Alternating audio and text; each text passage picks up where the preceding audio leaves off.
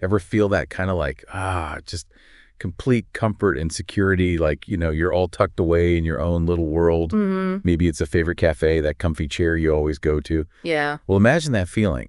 But for the ancient Israelites, that safe space was Jerusalem, their holy city. Right. The temple especially. So today, we are diving deep into Ezekiel chapter 11. We're going to uncover what happens when that sense of security, well, it turns out to be dangerously misguided. And this isn't just ancient history, is it? Yeah. It gets at the heart of where we place our trust, our sense of safety, even today. Okay, so set the scene for us. We're in the middle of Ezekiel's prophecies. Yeah.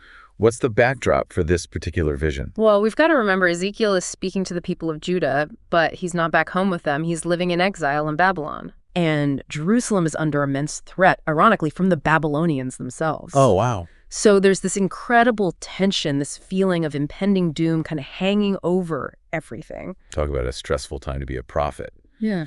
So Ezekiel has this vivid vision, and he sees 25 leaders of the people. They're at the temple gate, but they're not exactly acting very repentant, are they? Not at all. In fact, they seem remarkably complacent, even arrogant. Ezekiel overhears them basically boasting, "Jerusalem is our cooking pot and we're safe inside."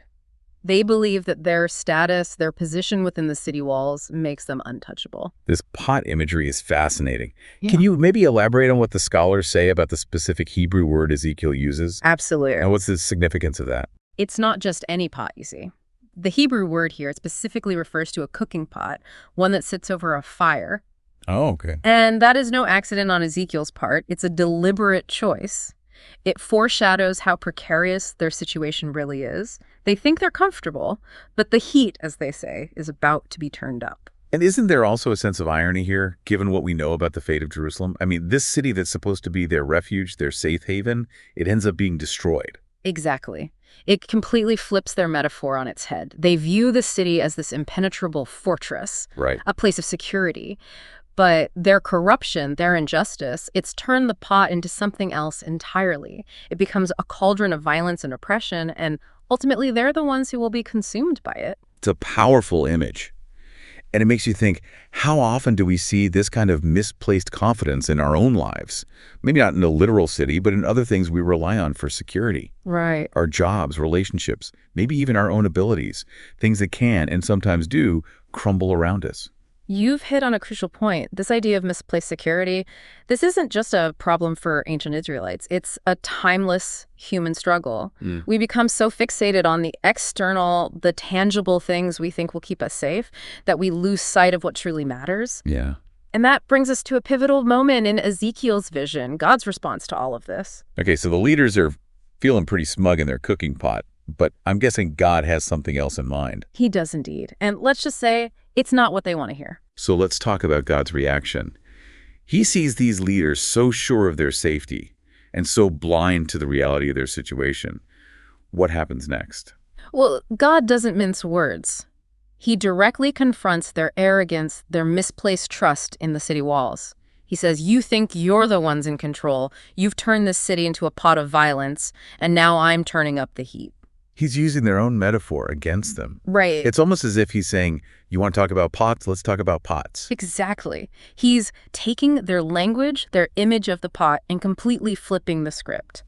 And the scholars point out how significant it is that God's judgment is happening in the territory of Israel, in the Promised Land itself. That's interesting, because you'd think being in the Promised Land, that would offer some level of protection, kind of, divine insurance policy. That was certainly the assumption these leaders were operating under. But God makes it very clear that true security, it isn't about geography. Right. It's not about being in the right place at the right time. It's about faithfulness, about aligning yourself with God's will, whether you're in Jerusalem or in exile. So their VIP access to God's favor has been revoked, basically because they violated the terms and conditions. Precisely. And let's not forget, those terms and conditions, they were not exactly a secret. They had the law, the prophets, generations of history pointing them towards a covenant relationship with God. Yeah. But they chose to prioritize their own comfort, their own power over their covenant obligations. And the consequences are pretty dire. God announces he's going to remove them from their comfy pot and hand them over to their enemies. It's a complete reversal of fortune. They thought they were the ones in control, the ones dictating the terms.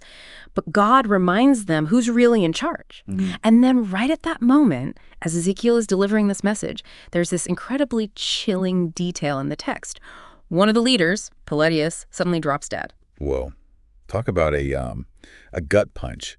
And it seems like that detail is often glossed over. But it's such a stark reminder that this isn't just abstract theological debate. Right. There are real-world consequences to how we live our lives, to where we place our trust. It's a powerful symbol, isn't it? Almost as if God is saying, don't doubt for a second that I mean what I say. But it's important to remember that even in the midst of judgment, even when it seems like all hope is lost, there's another dimension to Ezekiel's vision. A glimmer of hope shines through. For the exiles, those who've been forgotten, mocked, dismissed by the very people who claim to represent God. That's what I find so fascinating about this passage. It would be easy for Ezekiel to just focus on the doom and gloom, the impending fall of Jerusalem. Yeah. But he doesn't stop there, does he? No, he doesn't. And that's where we really get to the heart of what Ezekiel is trying to convey.